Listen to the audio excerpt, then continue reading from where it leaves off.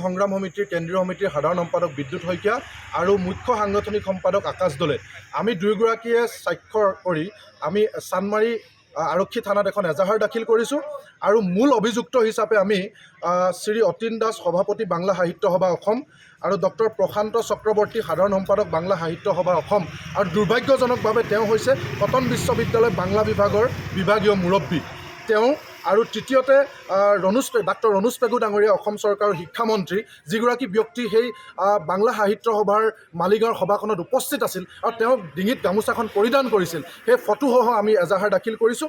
লগতে ডক্টৰ ননীগোপাল মহন্ত শিক্ষা উপদেষ্টা অসম চৰকাৰ তেওঁ এই সভাখনত উপস্থিত থাকি গামোচা পৰিধান কৰিছিল আৰু লগতে যিগৰাকী মূল অভিযুক্ত যিগৰাকী আচলতে উদ্যোক্তা যিগৰাকী মানুহৰ মগজুত অনবৰতে অসমীয়া জাতিৰ বিৰুদ্ধে তেওঁৰ বাক্যবান নিক্ষেপ কৰি থাকে, অসমীয়া জাতিৰ বিৰুদ্ধে অনবৰতে তেওঁ চিন্তা চৰ্চা চলি থাকে, সেইগৰাকী ব্যক্তি হৈছে শিলাদিত্যদেৱ হোজাইৰ প্ৰাক্তন বিধায়ক।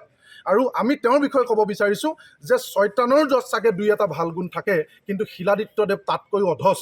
গতিকে এই মানুহগৰাকীৰ বিৰুদ্ধে মুঠতে আমি 5জন ব্যক্তিৰ বিৰুদ্ধে এজাহাৰ দাখিল কৰিছোঁ আৰু আমি অসম আৰক্ষীক এই এজাহাৰখনত উল্লেখ কৰিছোঁ যে 34 IPC 34/153A এই দুয়োটা ধাৰাত গোচৰ ৰুজু কৰিবৰ কাৰণে আমি দাবী জনাইছোঁ। 34 হৈছে বহু মানুহে লগ খাই এটা অপৰাধ সংঘটিত কৰা আৰু 153A হৈছে যে দুটা সম্প্ৰদায়ৰ মাজত সংঘাত লগাবলৈ চেষ্টা কৰা। আমি দেখিছোঁ যে শিলাদিত্যদেৱৰ নিচিনা মানুহে বা এই ধৰণে বাংলা সাহিত্য সভাৰ যিকেইগৰাকী বিষয়ববীয়া বা তাত থকা যিসকল ব্যক্তি অসম চৰকাৰ মন্ত্ৰী বা অসম চৰকাৰ শিক্ষা উপদেষ্টা এই ব্যক্তিসকলে কিন্তু সন্মিলিতভাৱে এই ধৰণৰ ঘটনা দুষ্কাৰ্য সংঘটিত কৰিছে। গতিকে আমি এটা কথা ক'ব বিচাৰিছোঁ যে আমি কোনো সম্প্ৰদায় বা কোনো বস্ত্ৰ বা কাৰো স্বাভিমানৰ বিৰোধী নহয়, কিন্তু আমাৰ অসমীয়া স্বাভিমানী গামোচাখন যাক জিঅ'গ্ৰাফিকেল ইণ্ডিকেশ্যন টেগ দিয়া হৈছে, জিঅ'গ্ৰাফিকেল ইণ্ডিকেশ্যন টেগ মানে হৈছে যে এয়া একক আৰু অনন্য, এইখন ক'তো বেলেগত পোৱা নাযায় বা ইয়াক কেতিয়াও যাতে কোনেও বিকৃতি কৰিব নোৱাৰে, কোনেও যাতে কপি কৰিব নোৱাৰে, তাৰ কাৰণে আচলতে জিঅ'গ্ৰাফিকেল ইণ্ডিকেশ্যন টেগ লগোৱা হৈছে। গতিকে এই আমাৰ স্বাভিমানৰ প্ৰতীক, আমাৰ জাতিৰ আটাইতকৈ মূল্যৱান সম্পদটোক দুটুকুৰা কৰি এটুকুৰা ৰাখি আন এটুকুৰা বেলেগ সম্প্ৰদায়ৰ এডোখৰ বেলেগ বস্ত্ৰ আনি লগাই যি বিকৃত ৰূপ কৰিলে, ইয়াক কেতিয়াও কোনো ভাল মানুহে, কেতিয়াও দূৰদৰ্শী মানুহে, কেতিয়াও মগজু থকা মানুহে কামটো কৰিব নোৱাৰে। সেই কথাটো আমি স্পষ্টকৈ কৈছোঁ। আৰু আমাৰ কথা হৈছে যে আমি কোনো সম্প্ৰদায়ৰ বিৰোধী নহয়। গতিকে আমি এটা কথা ক'ব বিচাৰিছোঁ যে ৰবীন্দ্ৰ সংগীতটো কেতিয়াও বিহুৰ সুৰেৰে গাব নোৱাৰি বা বিহু এটাক কেতিয়াও ৰবীন্দ্ৰ সংগীতৰ সুৰেৰে গাব নোৱাৰি। গতিকে সকলো বস্তুৰে নিজা নিজা এটা স্বকীয়তা থাকে।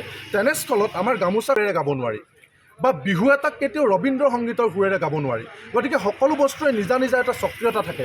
তেনেস্থলত আমাৰ গামোচাখনক বিকৃত কৰা কাণ্ড আমি কেতিয়াও মানি ল'ব নোৱাৰোঁ। গতিকে আমি দুৰ্ঘৰ বিৰোধিতা কৰিছোঁ আৰু যি ধৰণে জাতীয় সংগঠনৰ নেতাবিলাকক সৰু সুৰা গোচৰত অসম আৰক্ষীয়ে গ্ৰেপ্তাৰ কৰে, অসম চৰকাৰে গোচৰ ৰুজু কৰি গ্ৰেপ্তাৰ কৰে, বিৰোধী দলৰ মানুহক গ্ৰেপ্তাৰ কৰে, তেনেকৈ এই শিলাদিত্যদেৱৰ নিচিনা পিখাচ মানুহক ডিঙিত ধৰি চুচৰাই গ্ৰেপ্তাৰ কৰিবলৈ আমি দাবী জনাইছোঁ।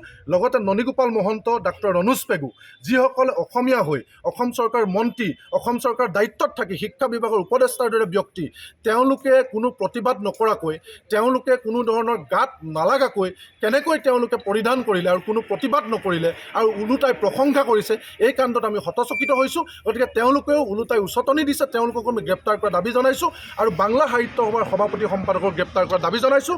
গতিকে এই কাণ্ডৰ বিৰুদ্ধে সমগ্ৰ অসমবাসীক আমি ওলাই আহিবলৈ অনুৰোধ জনাইছোঁ।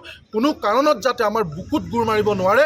যিবিলাক মানুহ, আমি কিছুমান মানুহ দেখিছোঁ যে অসমত থাকি অসমৰ হাৱা পানী খাই কাৰোবাৰ চামচাগিৰি কৰি এবাৰ বিধায়ক হৈ শিলাদিত্য নিচিনা মানুহে অসমীয়া জাতিক যি বাৰে বাৰে ধৃষ্টতা প্ৰদৰ্শন, উদ্ধতালি প্ৰদৰ্শন কৰি আহিছে, তাৰ বিৰুদ্ধে যদি এতিয়াই আমি উচিত শিক্ষা নিদিওঁ, তেতিয়াহ'লে আমাৰ অসমীয়া জাতিক তেওঁলোকে এদিন একেবাৰে ডিঙিত চেপি ধৰিব। গতিকে আমি সকলো অসমবাসীক ওলাই আহিবলৈ অনুৰোধ জনাইছোঁ।